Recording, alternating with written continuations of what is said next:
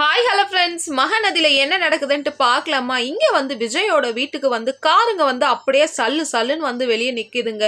விஜயோட தாத்தா வந்து ஊஞ்சல்லேருந்து ஏஞ்சி வந்து யாருன்ட்டு பார்த்தா நம்ம கல்யாண பொண்ணு ராகினியும் அஜயும் வந்து அப்படியே கார்லேருந்து இறங்கி வர டைமில் வந்து விஜயோட தாத்தாக்கு சரியான கோவம் வருது.